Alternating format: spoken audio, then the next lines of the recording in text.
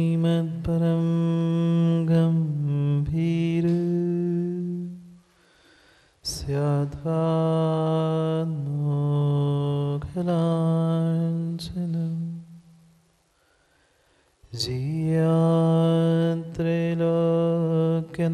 जीयात्रैलोक्यनाथस्य शासनं जनशासनं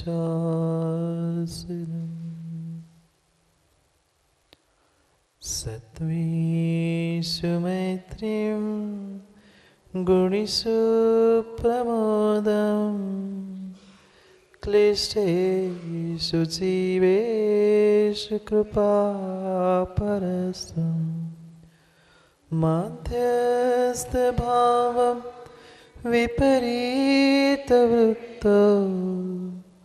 सदा ममात्मा विदधातु देव हरिहन्ताणं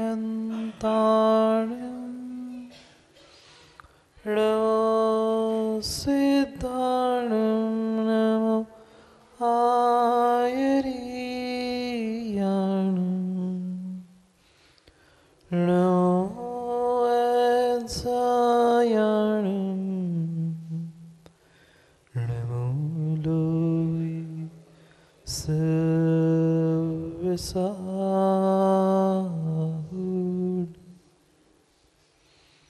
अनंत अनंत परम सिद्ध भगवान की 1008 से आदिनाथ भगवान की परम पूज्य आचार्य भगवान अमित गति स्वामी की परम पूज्य आचार्य भगवान गुरुवर विशुद्ध सागर जी महाराज सनातन जैन धर्म की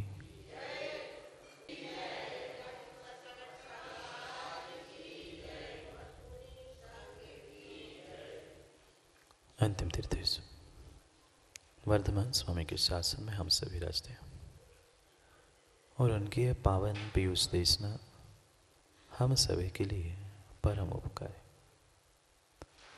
अनादिकाल से हमारी आत्मा में जो जन्म जरा और मृत्यु रूपी रोग लगे, उन रोगों का उपशमन करने वाली कोई परम औषधि है तो वह एकमात्र यह जनवाणी। भव्यात्माओं,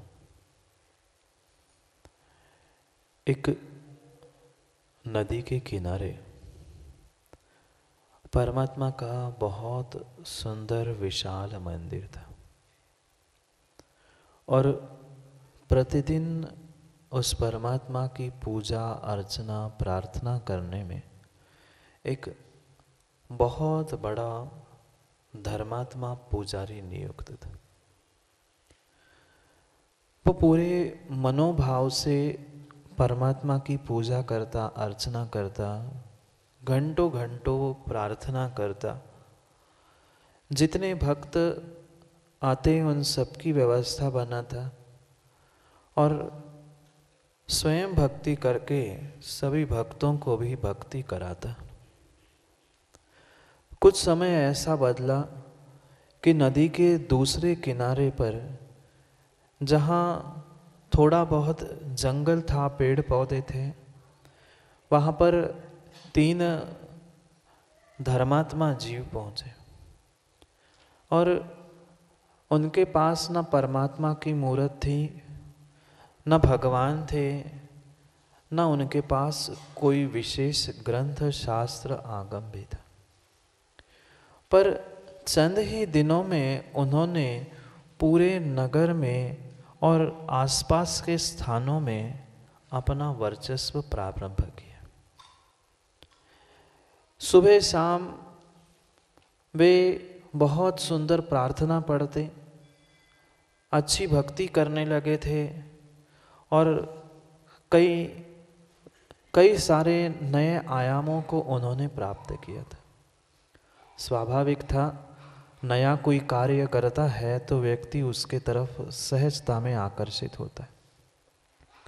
नगर के जितने जीव वहाँ उस परमात्मा की पूजा करने वाले पुजारी, पुराने पुजारी के यहाँ जाते थे, उन्होंने इसका नाम, इनकी प्रशंसा इन तीनों की सुन ली। इधर की संख्या कम हो गई, नदी के उस पार जाने वालों की संख्या बढ़ गई। कुछ समय बीते, कुछ महीने बीते, अब पुराने उस पुजारी को चंद्रेश जी, पुजारी पंडित पुराना और दूसरे की प्रशंसा हो कैसे सहन करता। उससे भी रहा नहीं गया। उसने भी निर्णय कर लिया कि नहीं, जाके देखना तो पड़ेगा। मैं बरसों से भगवान की पूजा कर रहा हूँ, मैं इतना बड़ा पुजारी, मैं इतना बड़ा पंडित, मैं इतना बड़ा ज्ञानी, और ये अभी अभी आए और इनके पीछे दुनिया भाग रही है, मैं तो खाली हो गया। कोई पैसों की शिखरचंद जी कमी नहीं थी, मंदिर वाले मुझसे बराबर पैसे दे रहे थे, पर भीड़ नहीं आ रही थी। उसे सुनने के लिए, उसकी प्रशंसा करने के लिए भीड़ नहीं आ रही थी, भीड़ वहाँ जा रही थी। अब बेचैनी होने लगी और एक दिन उसने निर्णय कर लिया कि जाके मैं समझा के आता। भीतर जो दबा हुआ अहंकार था, उस अहंकार ने जोर मार दिया, धक्का मार लिया और निर्णय कर लिया मैं जाके समझा के आता हूँ। कौन आ गए देखता तो हूँ, बहुत बड़े ज्ञानी समझ रहे अपने आप को, मैं अच्छी सबक सीखा के आता। जैसे ही निर्णय किया, उसने नाविक को पैसे दे दिए, नौका में बैठा और नदी के उस पार गया। जैसे ही वह उस पार गया, उसने देखा ये तो एक सामान्य झोपड़े में रहते, और उन्हें पता चल गया कि मंदिर का पुजारी आया है, वो भी जानते थे। तीनों मित्रों ने उठकर उनके चरण छुए, और जैसे ही चरण छुए वो पुजारी और अहंकार में आ गया। मतलब इनने चरण छुए हैं, मतलब इनको कुछ भी नहीं आता। बहुत सारे जीवों की शिखरचंद जी यही परिणति होती है कि कोई झुकता है, विनम्रता से विनय दिखाता है, तो लोगों को लगता है इसे तो कोई अकल ही नहीं है। पुजारी का और घमंड बढ़ गया। वो सोचने लगा, इन्होंने मुझे प्रणाम किया है, मतलब इनके पास कोई अकल है नहीं है, ज्ञान है नहीं है इनके पास।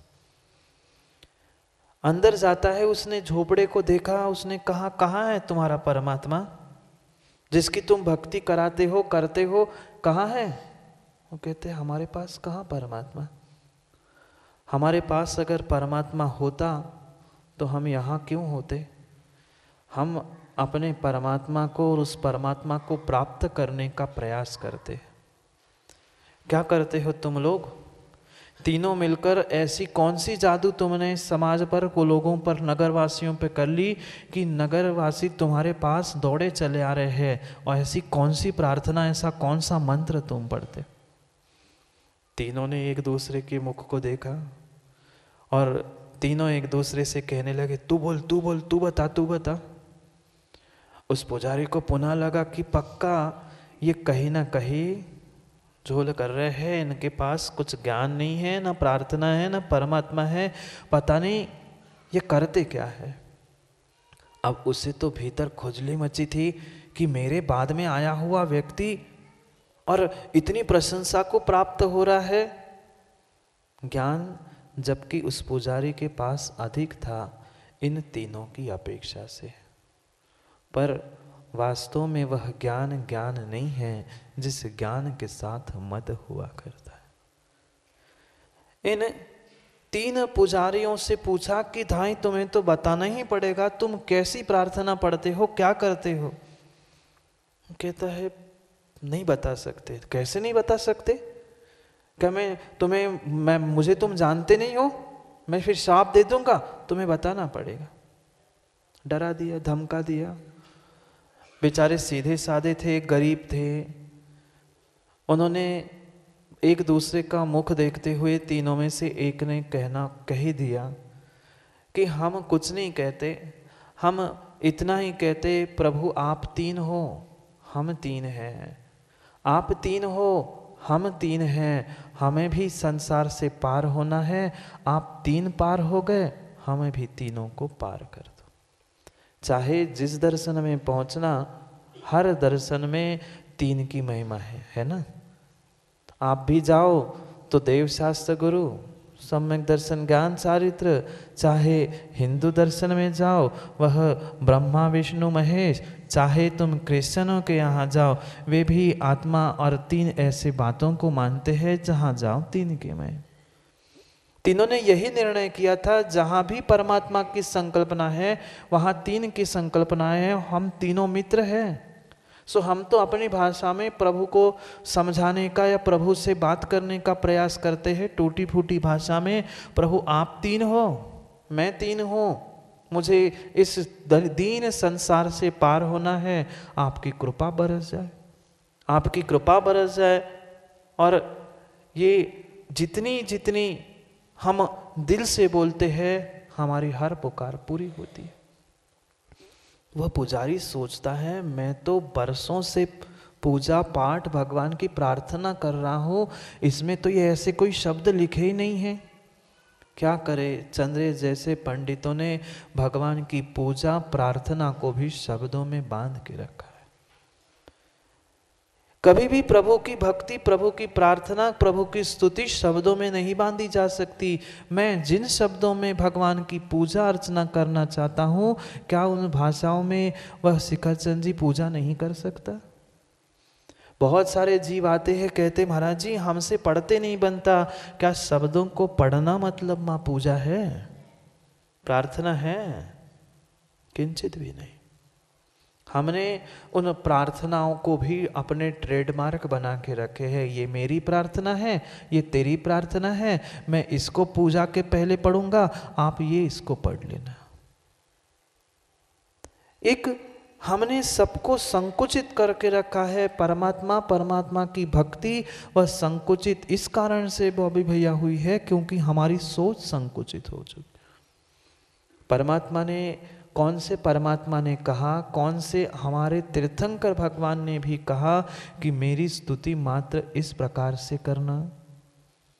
किसी तीर्थंकर भगवान की वाणी में खिरा कि संस्कृत भाषा में स्तुति करोगे तो मुझे सुनाई देगा, प्राकृत में बोलोगे तो मैं समझ लूंगा, हिंदी, बुंदेलखंडी, कन्नड़ी, कौन सी भाषा चाहिए? कोई नहीं।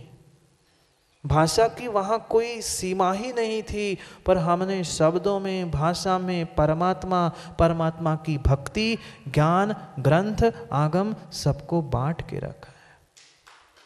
वास्तविकता धर्म की कुछ और है और उससे हम आज तक बहुत बहुत वर्षों से विमुख ही है।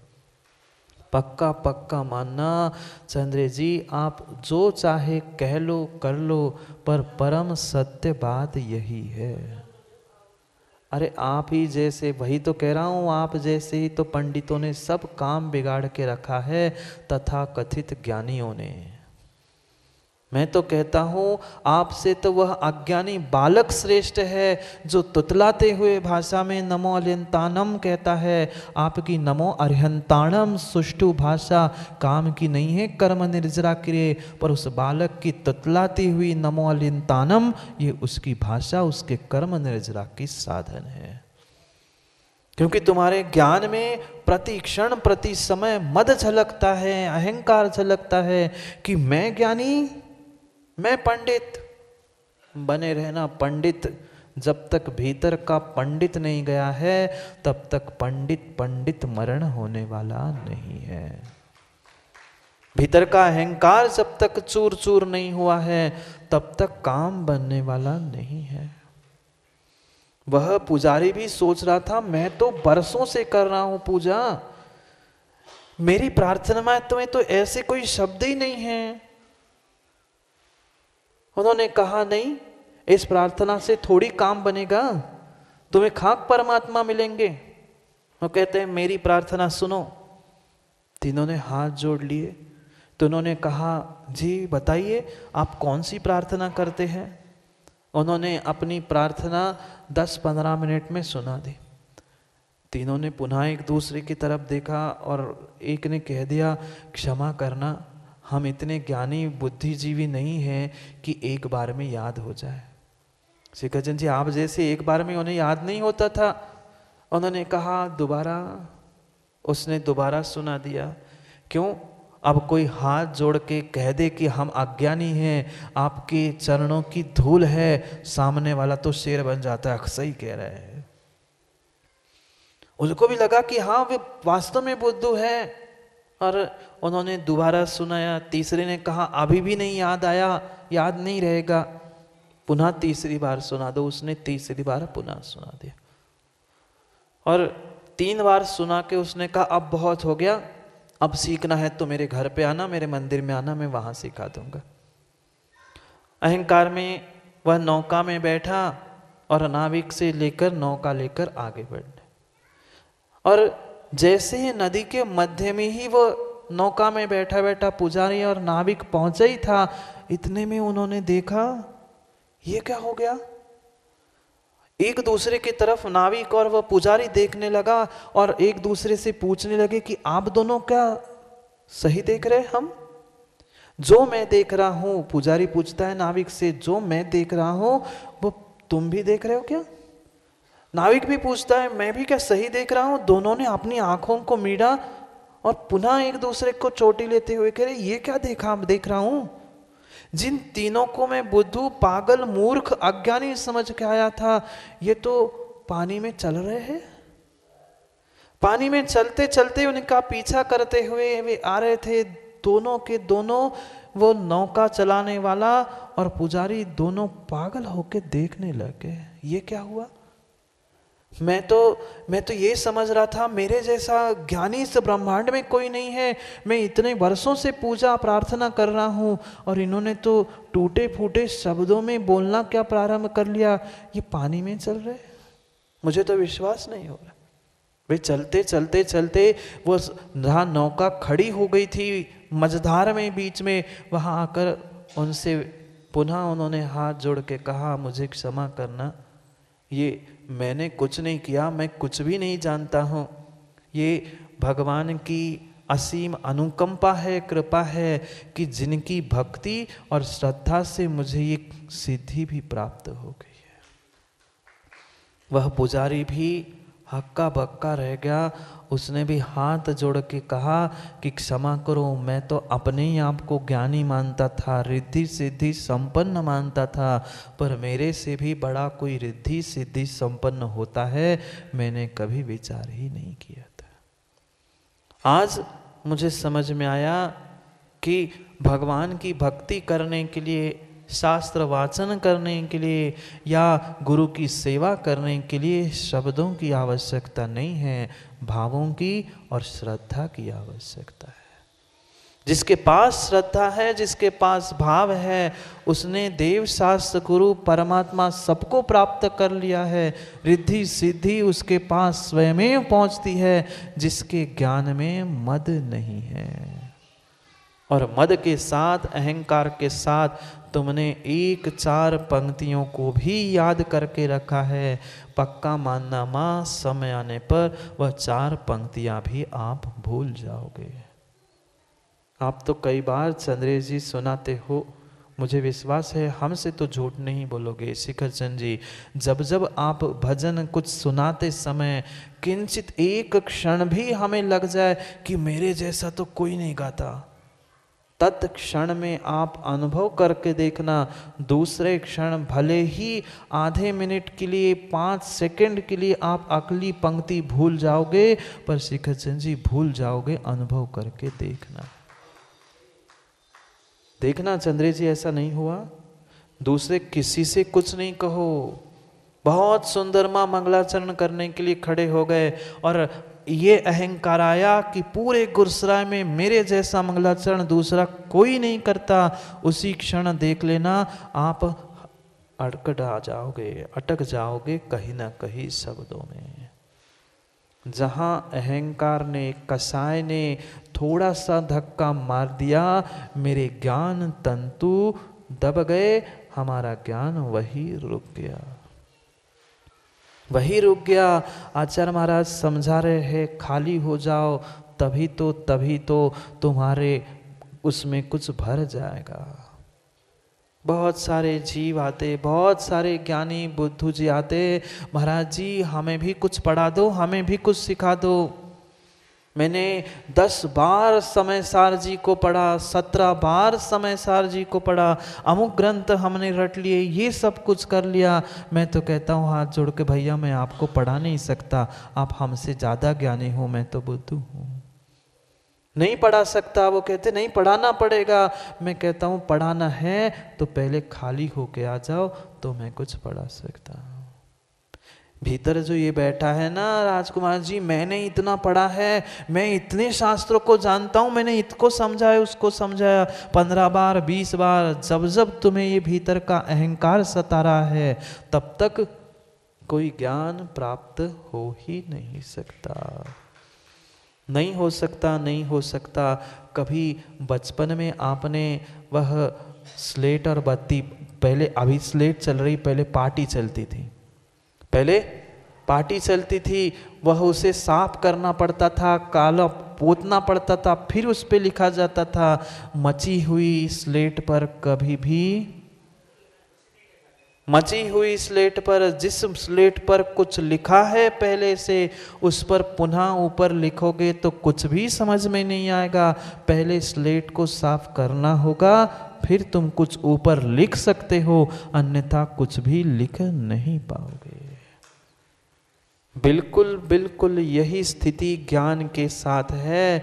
हमारा क्षयोक्षमिक बौद्धिक कितना भी भला ज्ञान हो, पर उसमें अगर हमारा विनय श्रद्धा समर्पण के भाव नहीं है तो हमारा ज्ञान काम का नहीं है।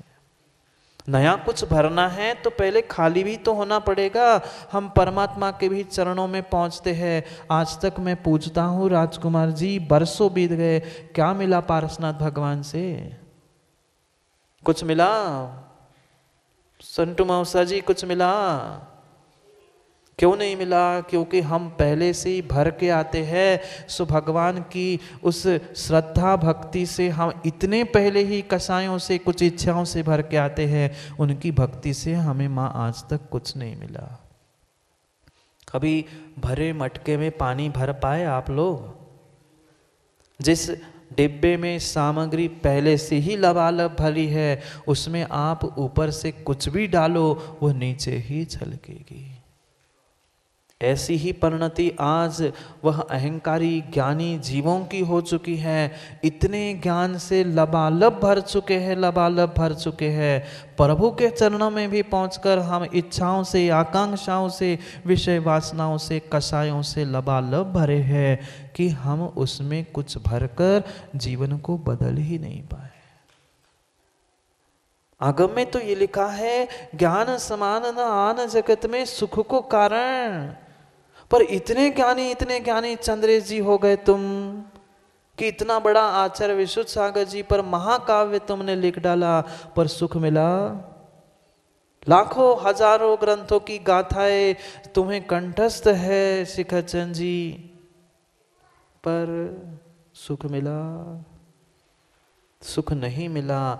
यहाँ तो आगम कह रहा है, ज्ञान समान न आन जगत में सुख को कारण, सुख का कारण ज्ञान कह रहा है, पर सबसे अधिक वर्तमान में ज्ञान को ही दुख का कारण बना के रखा है नहीं है? है नहीं है। पर ज्ञान के साथ जो मेरा अहंकार है ना, ज्ञान मद सबसे बड़ा मद है। मैं ज्ञानी, मैं पंडित, तुम्हें क्या आता है?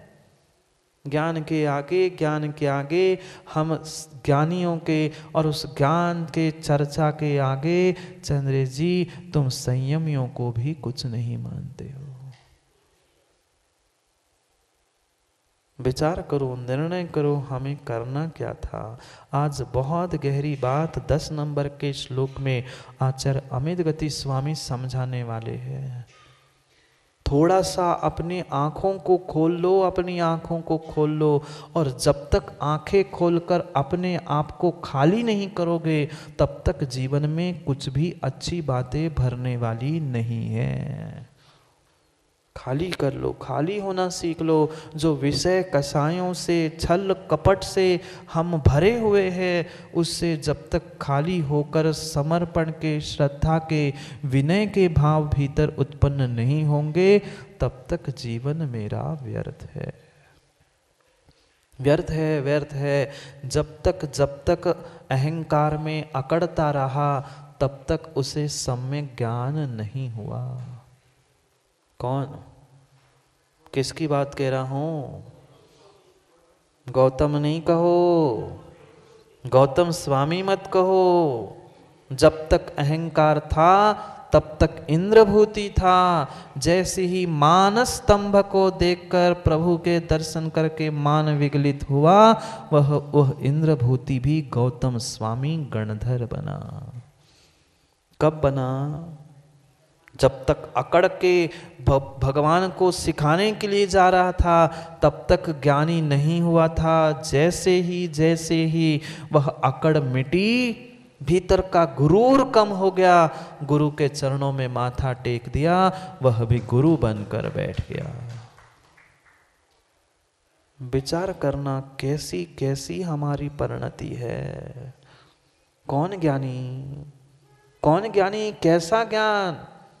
जैसे कल चारित्र को रत्न कहकर चारित्र की शुद्धि की बात की थी, अब ज्ञान को भी रत्न कहकर सम्यक ज्ञान रूपी रत्न को संभालने के लिए कह रहे हैं कि ज्ञान के द्वारा या ज्ञान में जो जो मुझसे दोष लगे हैं, उसके लिए भी क्षमा याचना कर लो। कल तक चारित्र में लगे हुए दोषों की क्षमा याचना, निंदा, गर्हा, आलोचना, प्रतिक्रमण, प्रायश्चित सब कुछ कर लिया। अब जो जो मेरे द्वारा ज्ञान में, सम्यक ज्ञान में या सम्यक ज्ञानियों में जो मैंने दोष खोजे हैं, सम्यक ज्ञान में जो दोष खोजे हैं, उसको खाली करने की बात कह रहे हैं। मन की शुद्धि, अब ज्ञान की शुद्धि। कल तक मन की शुद्धि कही, अब तुम्हारा जो ज्ञान है, उस ज्ञान की भी शुद्धि कर लो। ऐसा कोई जीव इस ब्रह्मांड में है ही नहीं है। रवि भैया ज्ञानी हो? रवि भैया ज्ञानी हो? खड़े हो जाओ, आज खड़ा करके पूछता हूं तुमसे। रवि भैया ज्ञानी हो? जोर से बोलो। नहीं है, ज्ञानी नहीं है। ये बोल कौन रहा है फिर? बोल कौन रहा है? ज्ञानी नहीं हो तो बोल कौन रहा है? अज्ञानी शिखर चंद जी बोलता है। ये कौन है? ये जड़ पेन है, ये अज्ञानी है। ये कहता है मैं ज्ञानी नहीं हूं। कैसी दुर्बुद्धि, कैसी दुर्बुद्धि जीवों पर चढ़ी है। अपने ज्ञान से ही अपने अज्ञानीपना का सबूत दे रहे हैं। ज्ञानी हो क्या? ज्ञानी नहीं हो तो कौन बोल रहा है? ज्ञान फिर किसमें है? जो ज्ञान सहित होता है वही तो ज्ञानी होता है। अंतर इतना है, किसी के पास 2 रुपए है, किसी के पास 200 रुपए है, किसी के पास 2 करोड़ है, पर 2 रुपए वाले के पास पैसे नहीं है ना। 2 रुपए वाला धनी नहीं है ना। फिर क्यों अपने आप को अज्ञानी कह रहे हो? पूरा जीवन बर्बाद कर दिया रवि भैया ने कि मैं अज्ञानी हूं, मैं अज्ञानी हूं। अरे अज्ञानी होते तो तुम जड़ हो जाते, तुम अज्ञानी नहीं हो। ज्ञानी होते हुए तुम अज्ञानी अपने आप को सिद्ध करना चाहते हो। आप बोलो ज्ञानी हो कि अज्ञानी? अगर अज्ञानी कह रहे हो तो जड़ हो। आज से भोजन करना, बोलना, सुनना सब बंद कर देना। अज्ञानी हो? दोनों मना कर रहे, फिर हो कौन? अजीब हो कि जीव? अजीब ही हो, अजीब ही हो। ना जीव है ना अजीब है, फिर अजीब ही हो। ज्ञानी हो? नहीं है। अज्ञानी है? नहीं है, फिर हो कौन? ज्ञानी भी है और अज्ञानी भी है। 200 रुपए की अपेक्षा से 2 रुपए 20 रुपए वाला कम धनी है, पर धनी तो है। उस सत्ता को क्यों नहीं स्वीकार करते? ज्ञान प्रत्येक जीव में होता है, बिना ज्ञान के जीव होता ही नहीं है। मान लिया क्या? तनक सा तो मान लो, मानो नहीं मानो, पर ज्ञान की सत्ता एक सूक्ष्म निगोदिया जीव में भी होती है। सूक्ष्म निगोदिया जीव भी उत्तम चंद जी ज्ञानी है, फिर तो आप महाज्ञानी हैं। बोलो ना रवि भैया, ज्ञानी हो? अब हाँ कह रहे हैं। बुद्धू जी बड़े बड़े भूतों को बक करवाना सीखा है गुरु जी ने, बैठ जाओ। ज्ञानी है वह, एक अक्षर का भी ज्ञान मेरे भीतर है, वह ज्ञान ज्ञान है। जरूरी नहीं है ज्ञान सम्यक ज्ञान हो, पर ज्ञान तो है। ज्ञान की सत्ता को तो स्वीकार करो। उस ज्ञान की सत्ता में ही जब वह ज्ञान बढ़ता गया बढ़ता गया बढ़ता गया, वह ज्ञान बढ़ने पर जो मद आया वही हमारा मिथ्या ज्ञान है, वही हमारा मिथ्या ज्ञान है। हाँ ये कह दो मिथ्या ज्ञान की अपेक्षा से हम अज्ञानी हैं तो फिर भी स्वीकार है, पर ज्ञान की सत्ता उपयोगो लक्षणम, इस अपेक्षा से कोई भी इस ब्रह्मांड में अज्ञानी है ही नहीं है। कोई अज्ञानी नहीं है। पर इसका मतलब ये नहीं है चंद्रे जी कि अपनी कॉलर खड़ी करके घूमना मेरे जैसा ज्ञानी नहीं है। मैं बता रहा हूँ, आपका नाम लेके आप जैसे सही नहीं, सही है। ऐसे जीव है बगल से निकल जाएंगे, पर ज्ञान के अहंग में चंद्रे जी हाथ जोड़ना भूल जाते हैं। मैं पंडित और ये आज के महाराज के सामने हाथ जोड़ूं? नहीं। एक तरह तुम्हारा ध्यान धना रहेगा, जब तक विनय गुण नहीं है, अहंकार चूर चूर नहीं हुआ है, तब तक तुम्हारे ज्ञान की कोई कीमत नहीं है। वो सम्यक ज्ञान ही नहीं है। क्योंकि ये पक्का मानना सबने कई सारे ऐसे जीव है सिकचंद जी जिन्होंने बड़े बड़े ग्रंथ पढ़ लिए, बड़े बड़े आचार्यों के ग्रंथ पढ़ लिए, पर हर किसी ने हर किसी के मन का अर्थ करना प्रारंभ किया है। ऐसा नहीं है क्या उत्तम चंद जी? ऐसा ही है, हर किसी ने हर किसी के मन का ही अर्थ निकालना प्रारंभ किया है। क्योंकि आगम में श्लोक है, अयम अर्था शब्दा ब्रुवंतिना। ये जो शब्द है, आगम है, शास्त्र है, जिनवाणी है, ये कभी नहीं कहती कि मेरा अर्थ अमुक है, मेरा अर्थ अमुक है। फलाने चंद ने ऐसा अर्थ कर दिया, फलाने कपूर ने ऐसा अर्थ कर लिया, हो गया जिनवाणी का अर्थ। आज ये विडंबना क्यों मची है? मात्र और मात्र इसी कारण कि क्योंकि हमने उन मुनियों के, उन आचार्यों की चेतना को नहीं समझा है। किंचित भी नहीं समझा है, किंचित नहीं समझा है। वह कुंद स्वामी की चेतना को प्राप्त करना होगा, उनकी अनुभूति को प्राप्त करना होगा, तब जाकर हम समय सार, नियम सार, प्रवचन सार जैसे ग्रंथों के रहस्य को समझ पाएंगे। कोरी जय बोलने से काम नहीं बनेगा चंद्रे जी। लिख लेना, चाहे जीवनी लिख लेना, चाहे तुम कितने हजारों बार विशुद्ध सागर जी की जय बोल लेना, पर उनकी चेतना, उनकी अनुभूति को जब तक प्राप्त नहीं कर पा रहे हो, तब तक तुम्हारा उनके बारे में पढ़ना, लिखना, जय बोलना काम का नहीं है। बुरा लग जाए, येन लग जाए, पर सुधार तो करना पड़ेगा, करना पड़ेगा। उसके बिना काम होने वाला नहीं है। जहाँ विषमवाद है, जहाँ लड़ाई है, जहाँ युद्ध है, वहाँ पक्का मानना सच्चा ज्ञान नहीं है। जहाँ ज्ञान का वजन होता है, वहाँ अपने आप झुकाव, विनम्रता, विनय होती ही है। फल से लदे हुए पेड़ को जाके देख लेना, जिन जिन पेड़ों पर फल लगे हैं, उनकी डालियां तुम्हें झुकी हुई मिलेगी, और जिनके पेड़ों पर फल नहीं लगते, वे अशोक वृक्ष की तरह सीधे खड़े मिलते। देखा अशोक वृक्ष, कभी उसकी डालियां झुकी नहीं मिलेगी, क्योंकि फल ही नहीं है। इसलिए जो ऐसे अशोक वृक्ष की तरह तन के खड़े हैं, पक्का मान लेना उनके पास ज्ञान रूपी फल है ही नहीं है। बहुत बहुत सोच समझकर हमें समझना होगा। अहंकार का जहाँ दावा नहीं है, विलीन कर लिया है मद को, विसर्जन कर लिया है मद को। वास्तव में वही सच्चा ज्ञान है, सम्यक ज्ञान है, अन्य कोई नहीं है। अरे ग्रंथ पढ़े, श्लोक पढ़ लिए, सब कुछ रट लिया, ये तुम्हारा क्षयोक्षम बुद्धि हो सकती है, पर ये क्षयोक्षम बुद्धि मतलब सम्यक ज्ञान नहीं है। मतिश्रुत ज्ञान वर्णी का क्षयोक्षम भिन्न है, और आत्मक ज्ञानम स्वयं ज्ञानम ज्ञानात अन्य करोचि किम। आत्मा का ज्ञान नहीं है। मुनियों ने जिन भावों से, जिन अभिप्रायों से वहाँ क्या लिखा है उसको जानने का अगर तुम्हारा भाव नहीं है तो ज्ञान ज्ञान नहीं है। नहीं समझे हैं हम, नहीं समझे हैं आज तक रहस्य को, क्योंकि उनकी झलक हमारे झलक तक नहीं पहुंची, या हमारी ललक उनके झलक तक पहुंचने की, अनुभूति तक पहुंचने की भाव ही नहीं है। कैसे पहुंचेंगे बाबा राजकुमार जी, कैसे पहुंचेंगे वहां तक? जब तक हम अहंकार से खाली नहीं होंगे तब तक सम्यक ज्ञान से भरने वाले नहीं हैं।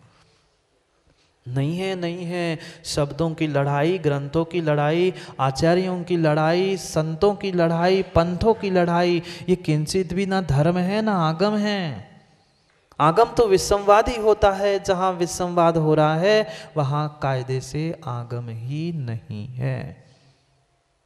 नहीं है किसी भी ग्रंथ पे, किसी भी टॉपिक। हाँ, चर्चा भिन्न विषय है, पर विसंवाद आज तो उस पे ही लड़ते दिखते हैं। नहीं देखा क्या उत्तम चंद जी आप लोगों ने? हमने तो देखा बड़े बड़े ज्ञानी लड़ रहे हैं, तलवार लेकर तो लड़ नहीं रहे हैं, वो शास्त्रों को लेकर और व्हाट्सएप को लेकर लड़ रहे हैं। ये यहाँ से डाल रहा है, वहाँ से डाल रहा है। अरे हंसी किसकी कर रहे तुम? बातें ही करनी है, एक स्थान पे आओ ना। वहाँ तो शादी पार्टी में खाएंगे और व्हाट्सएप में एक दूसरे की बुराई करेंगे और कह रहे हैं हम ज्ञानी हैं। काहे के ज्ञानी हैं? समझो समझो। अरे शस्त्र तो नहीं बचे बाबा जी, शस्त्र नहीं बचे आज लड़ने के लिए। लोगों ने शास्त्र ही निकाल लिए एक दूसरे पर लड़ने के लिए। इसमें ऐसा, उसमें ऐसा। अरे वही बात जो लिखी है, सबका सार तो एक ही है, अहिंसा परमो धर्म दया धम्मो विशुद्धो, पर ये सब हम भूल गए हैं। बहुत गहरी बात कह रहे हैं। ज्ञान है क्या? कोई किलो के भाव में, तोले के भाव में, सोने लोहे की दुकान में मिलने वाला नहीं है सम्यक ज्ञान। मुझे अपने अहंकार को चूर करके अपने भीतर से प्रकट करना है, वह है सम्यक ज्ञान। पर पहले भीतर के ज्ञान के दोषों को तो मिटा दो। वह तभी मिटेगा जब मेरे भीतर वह झलक, वह ललक आ जाएगी ज्ञान के बारे में, सम्यक ज्ञान के बारे में। मैं तो सच्चा ज्ञानी उसे ही मानता हूँ, सच्चा ज्ञानी उसे ही मानता हूँ जो अज्ञानी है। पक्का है, बहुत ज्ञानी बनना श्रेष्ठ नहीं है। थोड़ा सा भी ज्ञान हो पर सच्चा ज्ञान हो, वह ज्ञानी की पहचान है। एक निर्दोष अज्ञानी श्रेष्ठ है जो कर्मों की निर्जरा कर रहा है, पर मद से युक्त ज्ञानी श्रेष्ठ नहीं है। भले ही किसी पंडित विद्वान चंद्र जी बुरा लग जाए तो वो क्षमा करे, पर परम सत्य ये है, अगर बुरा लग रहा है तो सुधार करो, अगर आप वैसे नहीं हो तो बुरा लगने की कोई जरूरत नहीं है। दोनों बातें हैं। बुरा लग रहा है तो सुधार करो, और नहीं है तो फिर तुम्हें लग नहीं रहा, जो है उनको कह रहा हूं, तुम क्यों चल रहे हो? गलत कब कहता हूं? सही तो बात है ये। ना आगम गलत कहता है, ना गुरु कभी गलत कहता है। गलत लगती भिन्न विषय है, पर देव शास्त्र गुरु कभी माँ हमारे अहित की बात करते ही नहीं हैं, गलत बात करते ही नहीं। हमारा अहंकार उनकी बातों को गलत साबित करना चाहता है, पर वह गलत होती नहीं है। नहीं है होती, नहीं है होती। हम तो यहाँ कुंद कुंद स्वामी की जय बोल रहे हैं, और वर्तमान में हमें साधु नहीं दिख रहे हैं, उनकी अनुभूति नहीं दिख रही है। हमारी आंखें कहाँ हैं?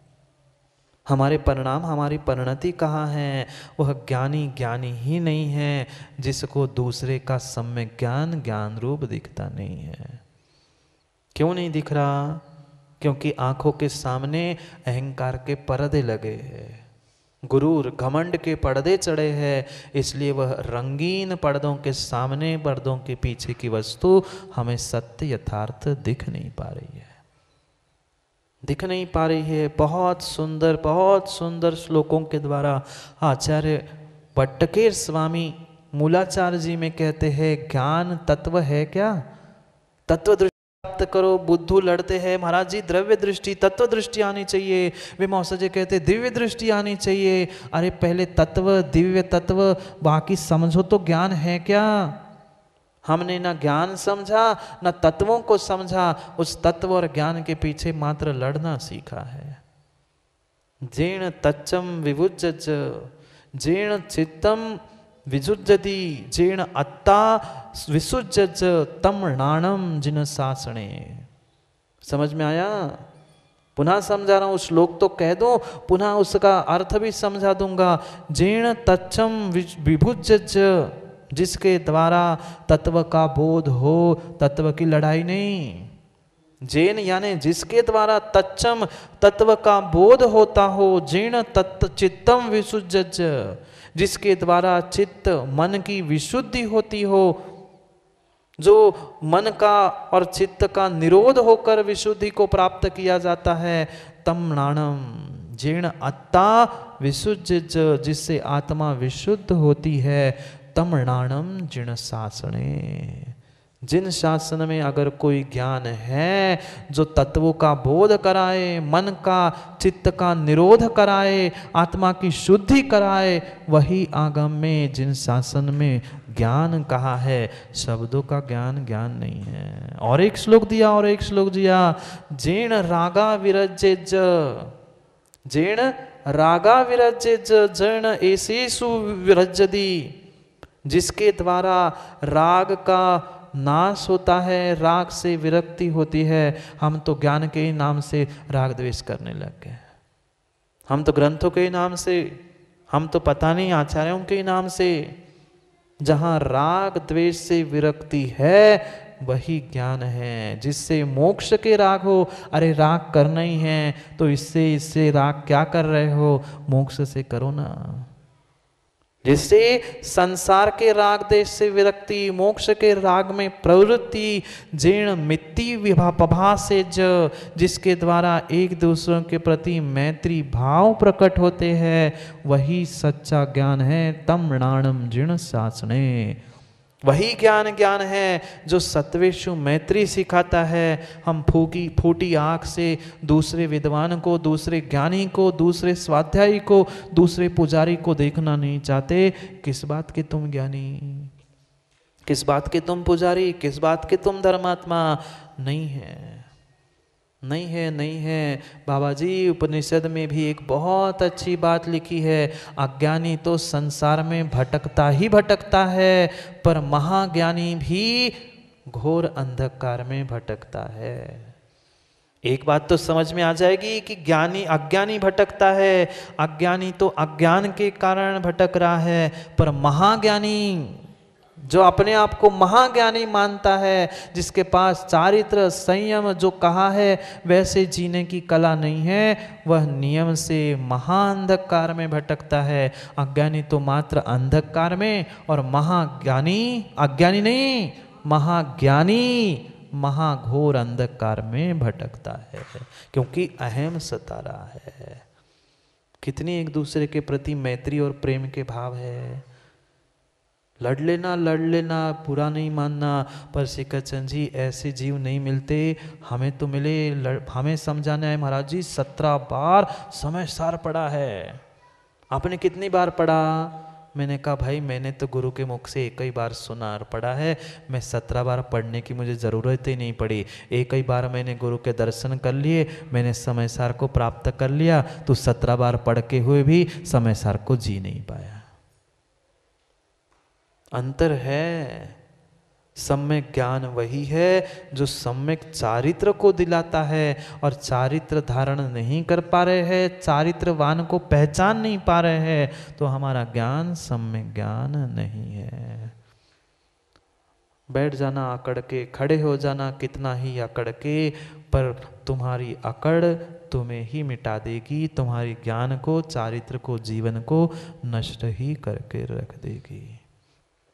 क्या करे, क्या करे, इतने लड़ रहे हैं, हम यहाँ से पढ़े हैं, हम वहाँ से पढ़े हैं, पढ़ा पढ़ा पढ़ा पढ़ा पढ़ा करके पढ़ा बन गए, पर पढ़ नहीं पाए। नहीं सुनाई दिया? इतना पढ़ा इतना पढ़ा इतना पढ़ा रवि भाई ने कि हम पढ़ा बन गए, पर पढ़ना और पढ़ना, पढ़ा तो बन गए पर पढ़ नहीं पाए। पढ़े होते तो चंद्रे जी आप पढ़ा नहीं बनते। पढ़ा नहीं जानते आप लोग गुलाब चंद जी? कौन? भैंस और पढ़ा। पढ़ा नहीं कह रहा हूँ, जो पढ़ा होता है वो ज्ञानी होता है, और जो अज्ञानी अहंकार में जीता है वो पढ़ा होता है। अब आप निर्णय कर लो चंद्रे जी, पढ़ा हो कि पढ़ा हो।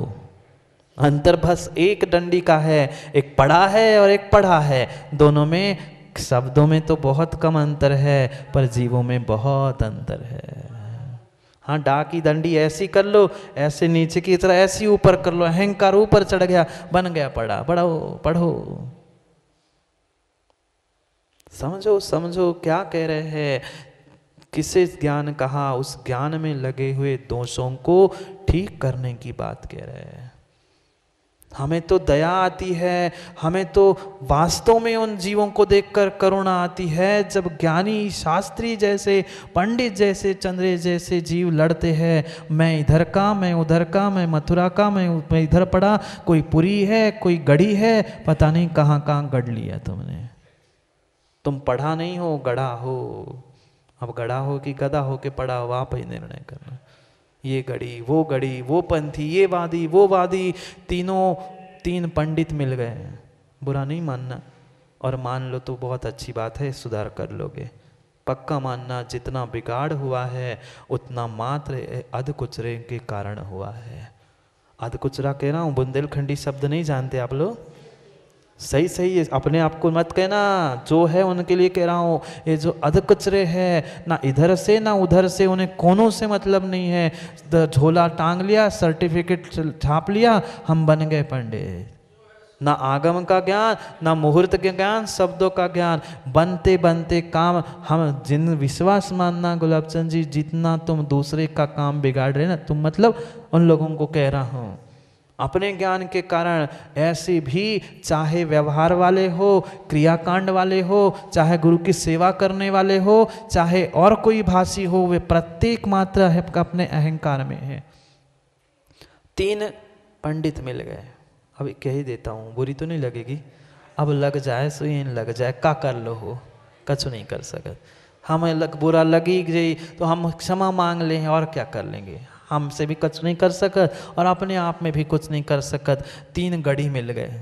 अब आप समझने ना लगा लेना, कहने की आवश्यकता नहीं है। 3 गढ़ी, 3 वादी मिल गए, और तीनों ने अपने अपने वादी को, एक नए को पकड़ने वाला था, एक दूसरे नए को, और तीसरा था दोनों को मानने वाला, उभयाभासी था। और वह तीनों गढ़ी, कोई देव के नाम से लड़ रहा था, कोई सोन के नाम से लड़ रहा था, कोई गुरु के नाम से लड़ रहा था। तीनों के तीनों एक साथ अचानक एक स्थान पे मिल गए, और एक स्थान पे मिल गए। हो सकता है किसी की शादी हो, पार्टी ब्याह वगैरह हो, वहाँ तो बढ़िया तीनों के तीनों मिल गए। और अब ज्ञानी मिलते हैं तो चर्चा तो ज्ञान की होती है कि कितने ज्ञानी हम हैं और कितने कम अज्ञानी आप हैं। इन दोनों की चर्चा तीनों की शुरू हो गई। एक जो गढ़ी था उसने अपनी बात रखना प्रारंभ कर ली। उसने कहा, इस पूरे भारत देश में आप अनुभव कर लेना कि हमारा जैसा स्वाध्याय किसी के यहाँ नहीं चलता। हमारे पूरे मंडल में पूरी एक सबके स्वाध्याय की, पठन पाठन की, ज्ञान अर्जन की ललक होती है। हम प्रत्येक जीव जो मंडल में हैं वे सभी के सभी मात्र और मात्र स्वाध्याय प्रेमी होते हैं। हमें दूसरे से कोई मतलब नहीं। हमारे जैसा पूरे भारत में स्वाध्याय का, ज्ञान का पिपासु जीव तुम्हें मिल ही नहीं सकता। अब डीगे हाँक रहे थे गढ़ी, स्वाध्याय प्रेमी कह रहे थे, हमारे जैसा जितनी स्वाध्याय को अहमियत देने वाला आपको कोई दूसरा संसार में मिलेगा ही नहीं। ऐसे कहने वाले नहीं मिलते क्या सिक्का चंद जी? ऐसे मतलब वो तीन बता रहा हूँ, तीनों ने अपनी अपनी डींगे हाँकना प्रारंभ की। अब एक ने अपनी बात रख ली, वह सोन था, तो उसने कहा भाई दूसरा कैसे शांत रहता, तो दूसरा कैसे देव को मानने वाला, उसने कहा नहीं वो तो ठीक है, मान ली आपकी जैसी स्वाध्याय की ललक कुछ क्षण के लिए, पर ये भी तुम्हें मानना पड़ेगा भाई। अब वहाँ पार्टी थी, बहस थोड़ी करते, मंदिर होता कहीं स्वाध्याय भवन होता तो वहाँ लड़ लेते, पर वहाँ शादी में सबके सामने लड़ेंगे तो कैसे ज्ञानी कैसे पंडित कहलाए। वह दूसरा बोल पड़ा कि ठीक है ये तो मान लिए एक अपेक्षा से, तुम अपेक्षा लगाते हो, हमने भी अपेक्षा लगा ली, तुम्हारी अपेक्षा से मान ली, पर तुम्हें भी मानना पड़ेगा भाई। अगर त्याग समर्पण तपस्या और उपवास आदि का कहीं बात आती है तो हम देव वाले, हम व्यवहार वालों को तुम्हें मानना पड़ेगा। हमारे जैसा त्याग तपस्या और उपवास आदि करने वाला तुम्हें इस ब्रह्मांड में कहीं नहीं मिलेगा। उसने अपनी डींग हाँक ली कि पूरे ब्रह्मांड में हमारे जैसा त्याग तपस्या करने वाला कोई नहीं है। अब तीसरे को कहाँ चैन पड़ती है, तीसरे को भी चैन नहीं पड़ती। तीसरे ने भी बोल ही पड़ा, खरे तुम तो ठीक है, पर हमारे जैसी विनम्रता हम देखो न तुम में उलझते हैं न तुम में उलझते, तुम करो सो तुम में, हम करो सो तुम में, हम तो दोनों तरफ बजाने वाले हैं, पर हमारे जैसी विनम्रता, हमारे जैसी सरलता, हमारे जैसा समर्पण देखो, तुम दोनों लड़ते हो, हम इनमें नहीं जाते, वो उनमें नहीं जाते, पर हम कैसे हैं, हम तुम में भी जाते हैं, हम तुम में भी जाते हैं, हमारा कैसा अच्छा समर्पण है, उभयवादी, हम दोनों की मानते हैं। इधर भी जहां हमें बजाते हुए मिल गया, जहां मिठाई मिल गई, हम तो वहां के हो गए, बिन पेंदी की लोटा, कभी इधर के कभी उधर लुढ़क गए। तो उसने अपनी बात कहना बोली, हमारा जैसा समर्पण, हमारी जैसी विनम्रता तो पूरे ब्रह्मांड में कहीं नहीं है। आप चाहे जहां देख लेना, जो मात्र ग्रंथों को पकड़े बैठे वो अपनी अपनी करते, ये उपास करने में लगे हैं, हम तो दोनों करते। हमारी कितनी विनम्रता है, हमारा कितना समर्पण है, हमारे जैसी विनम्रता कहीं ब्रह्मांड में नहीं मिलेगी। तीनों ने अपनी अपनी अपनी बात कह ली। तीनों ज्ञानी थे, तीनों ज्ञानी थे, तीनों ज्ञानी नहीं थे, तीनों किंचित भी ज्ञानी नहीं थे। अगर वह उनको हम मां ज्ञानी मानेंगे तो विनम्रता को अहंकार का आभूषण स्वीकार करना पड़ेगा। बहुत अच्छे से कान खोलकर सुनना, अगर तीनों को हम ज्ञानी मानेंगे तो उस विनम्रता को, विनय को, समय पर को, समर्पण को अहंकार का आभूषण मानना पड़ेगा। मेरे जैसा विनम्र कोई नहीं है, मेरी जैसी विनय कोई पूरे संघ में नहीं है, मेरे जैसा समर्पण पूरे कोई ब्रह्मांड में नहीं है। ये अहंकार था, विनय नहीं थी। विनय होती तो गुर्राता नहीं, कहता नहीं विनय है, वो तो थी। अगर ऐसा मानेंगे तो विनम्रता को आभूषण मानना पड़ेगा अहंकार का। वह ज्ञान की बात करने वाला ज्ञानी था नहीं, उसने ज्ञान का कवच बना के रखा था।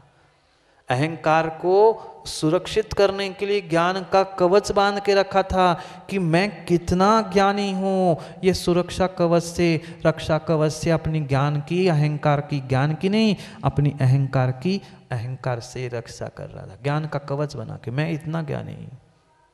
मुझसे बोलने से पहले सोच लेना, ज्ञान नहीं था, ज्ञानी नहीं थे, कवच बना के रखा था अहंकार को।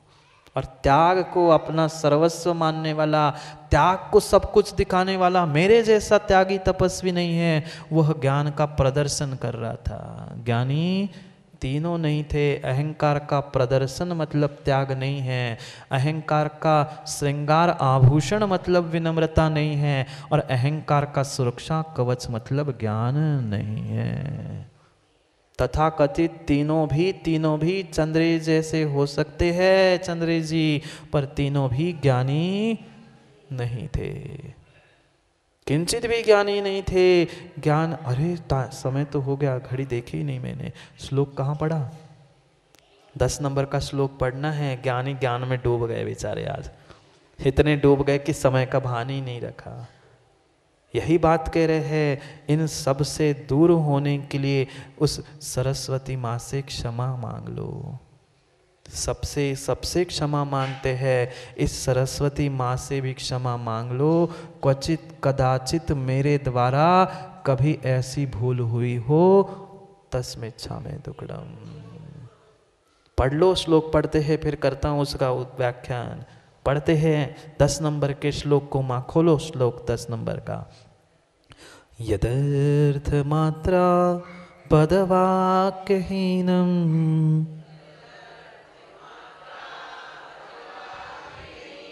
मया प्रमाद्यादधिकिंचनोक्तम् तन्मे क्षमित्वा विदधातु देवी सरस्वती केवलबोधलब्धिम्। जोर से पढ़ो।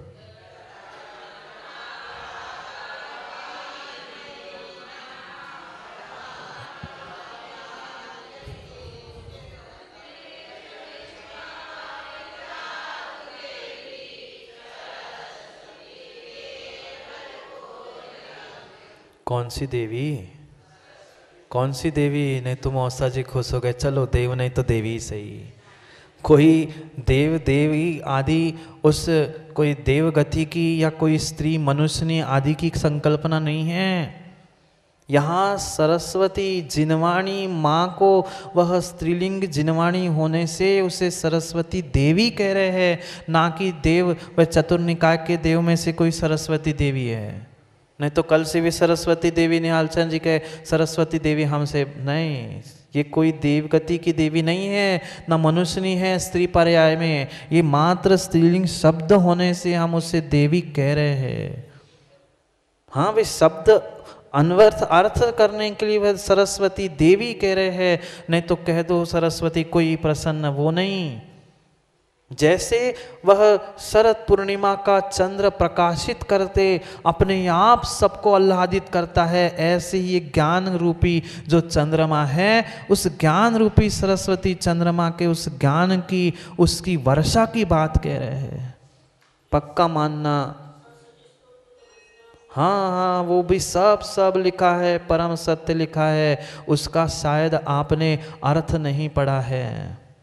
एक दिन आया था प्रश्न इसी को लेकर सम्यक समाधान में, सुन लेना उस सम्यक समाधान में, उसमें प्रश्न का उत्तर मिल जाएगा।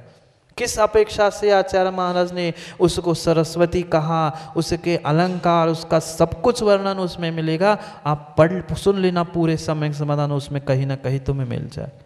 बात देवी की चल रही थी। सरस्वती कोई स्त्री पर्याय रूप में नहीं है। ये मात्र और मात्र उस सरस्वती शब्द से, जिनवाणी माँ से वह स्त्री रूप देवी कहा जा रहा है, पर वास्तविकता वो नहीं है। क्या कह रहे हैं? तन्मे क्षमित्वा विदधातु देवी। हे देवी मुझे क्षमा करो। क्यों? क्या कर लिया मैंने ऐसा? अलमारी में रखे हुए जिनवाणी की तो खूब आरती की, खूब अर्घ्य चढ़ाए देवशास्त्र गुरु को, अलग से सरस्वती की पूजा भी हमने कर डाली, पर जितना हम सरस्वती को, जिनवाणी को मानते हैं, क्या उतनी शिखरचंद जी जिनवाणी की मानते हैं? अंतर समझ में आया? जिनवाणी को अर्घ्य आरती आदि सब कुछ करने से काम नहीं बनेगा, वह सम्यक ज्ञान नहीं होगा। तुम्हारा सम्यक ज्ञान तभी होगा जैसे हम जिनवाणी को मानते हैं, वैसी जिनवाणी की मानेंगे तो ही हमारा ज्ञान सम्यक ज्ञान होगा, अन्यथा होने वाला नहीं। इसलिए कह रहे आचार्य महाराज अमित गति स्वामी, हे प्रभु आपसे तो हो गई चर्चा, देव हो गए, अब जिनवाणी माँ से भी क्षमा मांग रहे हैं। हे सरस्वती माँ, हे जिनवाणी माँ, ये अगर हमसे कुछ भूल हुई हो, यदर्थ मात्रा पदवाक्यहीनम, पद वाक्य शब्द अर्थ भाव इन किसी से द्वारा वाक्यहीनम, इसमें कम अधिक होने से, मया प्रमाद्याद अधिकिंचनोक्तम, किंचित भी, कितना? किंचित भी, इतना सा भी मुझसे कुछ भूल चूक हुई हो, हम तो इतनी बड़ी कर लेते महाराज, इतने से का हो। हम तो जान जान के उल्टे सीधे शब्दों को पढ़ते, जान जा के जिनवाणी आगम में श्लोकों में करेक्शन करके बोलते हैं। ऐसे भी जीव है सिकचन जी। बहुत अच्छा लगा आप जिनके भजन है उनका ही नाम लेते हो। आज का कोई विद्वान युवा होता तो वह उनके दूसरे के नाम पे स्वयं के नाम लिख के बोलने लग जाता। हाँ, ऐसे भी जीव है। बहुत सारे कहते हैं पंकज व्याकुल भैया, नहीं रवि व्याकुल भैया। अरे जिसका उसका नाम लेना, अपना भाव में ले ले। ये जिनवाणी के शब्दों के साथ छेड़छाड़ करना बिल्कुल योग्य नहीं है। आज नहीं तो कल चंद्रे जी समझ में आएगा।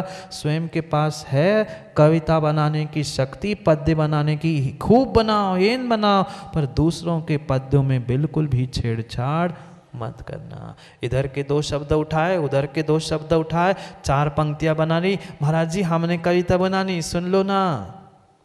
नहीं, मत करो, मत करो। जिनवाणी के साथ छेड़छाड़ मत करो।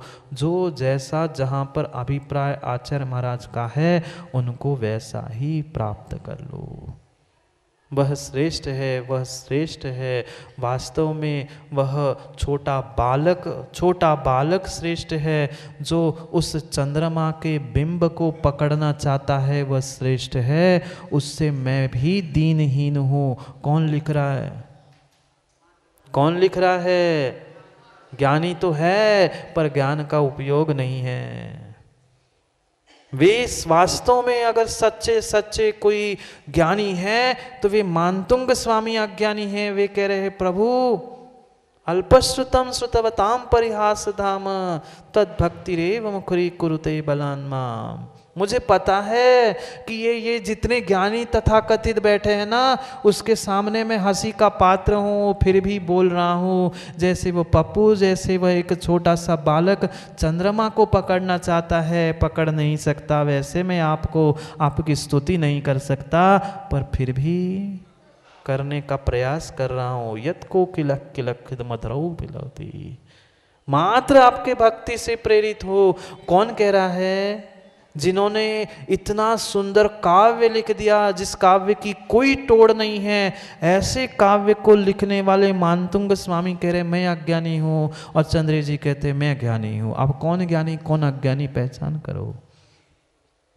कितना ही समझाओ, समझ उसे ही आती है बुद्धू जी जिसके पास समझ होती है। मया प्रमाद्यादधि किंचनोत्तम। मेरे प्रमाद के द्वारा अक्षर पदर माँ आप भी तो पढ़ते हो, अक्षर पद मात्रा से जो कुछ भी दूषित कहा गया मुझसे क्षमा करो क्षमा करो क्षमा करो पुनि पुराहु भव दुख से। मात्र कहने से काम नहीं होगा। यहाँ कह दो और दूसरे दिन उल्टा ही अर्थ कर दो, उल्टे ही शब्द पढ़ दो, काम नहीं होगा, सुधार भी करना पड़ेगा।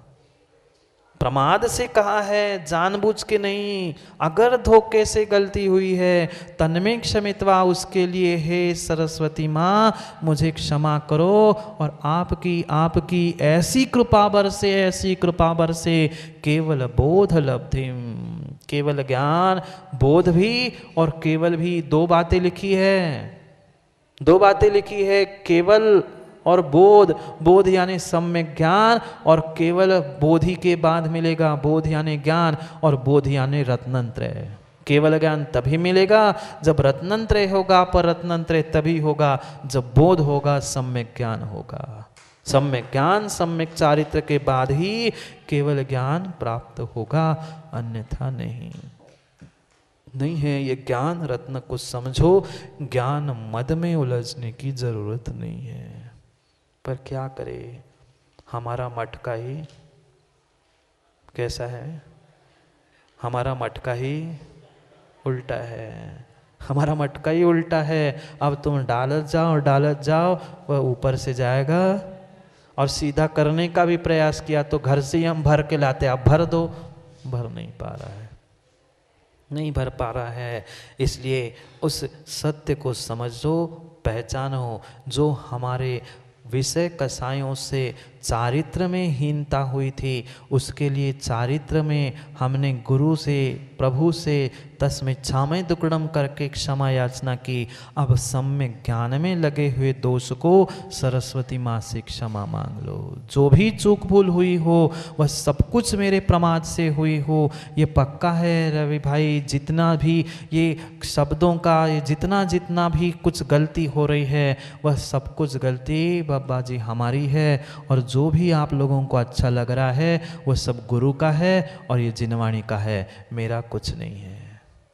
मया किम कृता, मेरे द्वारा क्या किया, 4 शब्द इधर के 4 शब्द उधर के, मेरा कुछ नहीं है।